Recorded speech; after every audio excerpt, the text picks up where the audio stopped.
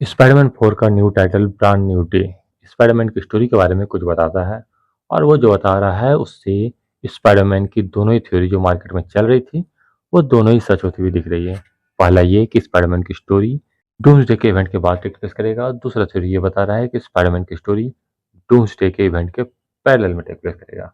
और दोनों ही कंडीशन में ये स्पाइडरमैन के लिए ब्रांड न्यू डे ही होगा। इसका मतलब ये है कि दोनों ही स्टोरी सच होने की चांसेस हैं। पर इसमें से कौन सी स्टोरी आप देखना चाहोगे, कौन सी स्टोरी ज़्यादा सेंस बनाएगा ऑडियंस के लिए, फैंस के लिए? और हाँ, मैं समझता हूँ कि स्टोरी टेलिंग काफ़ी हद तक डिपेंड करेगा कि कौन सी स्टोरी ज़्यादा सेंस बनाएगा। पर हाँ, as a outer point of view से अगर हम सोचें और सारी चीज़ों को देखें तो कौन सी स्टोरी ज़्यादा सेंस बना रहा है हमारे लिए, इसी के बारे में ये वीडियो होने वाला है कि कौन सी स्टोरी हम देखना चाहेंगे एज स्पाइडरमैन फैन। वेल, मैं चूज़ करूँगा स्पाइडरमैन की वो स्टोरी जो डूम्सडे के पैरेलल में टेक प्लेस करेगा, और इसके रीज़न्स हैं। पहले तो टॉम हॉलैंड ने भी कहा कि वो एक ऐसी स्टोरी पे काम कर रहा है जो डूम्सडे के इवेंट के पैरेलल में टेक प्लेस करेगा। स्पाइडरमैन 4 डूम्सडे के सिर्फ 2 महीने बाद आ रही है। तो अगर ये स्टोरी पैरेलल में होगा तो ज़्यादा वेट भी नहीं करना पड़ेगा हमें। और स्पाइडरमैन का ट्रेलर हो, टीज़र हो, वो 2 महीने से पहले रिलीज़ होगा, तो एंटिसिपेशन और चीज़ें जो फ़ोल्ड आउट होगी वो भी हमें ज़्यादा पहले देखने को मिल जाएगा। तो इसका मतलब ये है कि मार्वल भी चाहेगा कि वो स्पाइडरमैन की स्टोरी को डूम्सडे के पैरेलल में टेक प्लेस करे, ताकि दोनों ही का प्रमोशन एक साथ वो कर सकें। और डूम्सडे में अगर हम एवेंजर्स डूम्सडे में अगर स्पाइडरमैन को ना देखेंगे तो ज़्यादा प्रॉब्लम क्रिएट नहीं होगा, क्योंकि इसके 2 महीने बाद ही स्पाइडरमैन 4 आ जाएगा। और ऐसी कोई स्टोरी नहीं है जो 2 महीने के अंतराल में आने वाली है। तो वही एक स्टोरी है जो सेंस बनाएगा कि वो इस डूम्सडे के इवेंट के पैरेलल में टेक प्लेस करे। ऐसा कहा जा रहा था कि डॉक्टर स्ट्रेंज भी पैरेलल में टेक प्लेस करेगा, पर वो काफ़ी दिनों बाद आएगा, तो मुझे नहीं लगता है कि वो ऐसा करना चाहिए। और हर किसी को डूम्सडे से हटा दोगे तो डूम्सडे में बचेगा क्या? तो डॉक्टर स्ट्रेंज तो ज़रूर होंगे, या फिर स्पाइडरमैन। और मुझे लगता है डॉक्टर स्ट्रेंज ज़्यादा सेंस बनाएगा।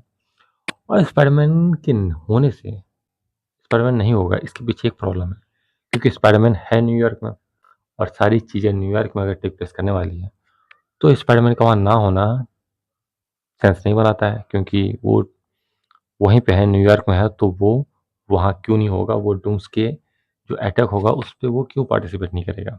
और रॉबर्ट डोनी जूनियर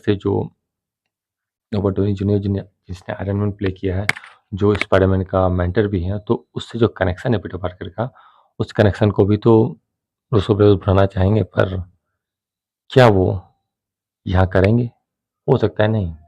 हो सकता है वो इसे बनाना चाहेंगे स्पाइडरमैन 4 में, जो स्पाइडरमैन 4 को भी एक ज़्यादा ग्राउंड देगा। उसके बाद स्पाइडरमैन 4 की स्टोरी स्पाइडरमैन नो वे होम के बाद टेक प्लेस करे ज़्यादा अच्छा है, क्योंकि कई सारे पोस्ट क्रेडिट सीन जो मार्वल के सिनेमैटिक यूनिवर्स में थे वो सेंस नहीं बनाते हैं। अगर ये भी सेंस नहीं बनाया आगे चल के तो प्रॉब्लम हो जाएगा कि मार्वल का कोई भी पोस्ट क्रेडिट सीन ज़्यादा सेंस नहीं बना रहा है। इवन नो वे होम का ही पोस्ट क्रेडिट सीन जो इतना पॉपुलर था वो भी सेंस नहीं बनाया है। इसलिए नो वे होम की पोस्ट क्रेडिट सीन के बाद से ही स्पाइडरमैन 4 की स्टोरी टेक प्लेस करनी चाहिए, ताकि जो पोस्ट क्रेडिट है उसको थोड़ा वैल्यू मिल सके। और हाँ, स्पाइडरमैन की स्टोरी मुझे नहीं लगता ग्राउंडेड जाएगी, पर थोड़े समय के लिए ग्राउंडेड जरूर जाएगी। फिर हो सकता है मल्टीवर्सल विलन हो और कुछ बिग थ्रेट आए तो चीज़ें अलग वे में फोल्ड आउट हो। पर फिलहाल के लिए मुझे लगता है कि स्पाइडरमैन ग्राउंडेड स्टोरी से शुरू होनी चाहिए फॉर ए वाइल, और फिर उसके बाद वो जितना भी मल्टीवर्सल एलिमेंट को कैरी करे अलग बात है। और हाँ, बात करें एंड्रू गारफील्ड और टोबी मैगवायर की, तो हो सकता है वो उनके साथ किसी मल्टीवर्सल जर्नी पर निकल जाए। हो सकता है वो भी इनकर्जन को रोकने कहीं निकल जाए, और या हो सकता है एंड्रू गारफील्ड के स्पाइडरमैन को पहले पता चल जाए कि उसके वर्ल्ड में कुछ इनकर्जन होने वाला है, कुछ ऐसी चीज़ें होने वाली है, और स्पाइडरमैन सोसाइटी ही किसी तरह से इसको टेक पे इस चीज़ को सॉल्व करने के लिए निकल पड़े। जैसा हम सुन रहे हैं कि मार्वल एनिमेशन को भी लाइव एक्शन से इंक्लूड करने वाला है, तो हो सकता है कि चीज़ें अलग वे में फोल्ड आउट हो।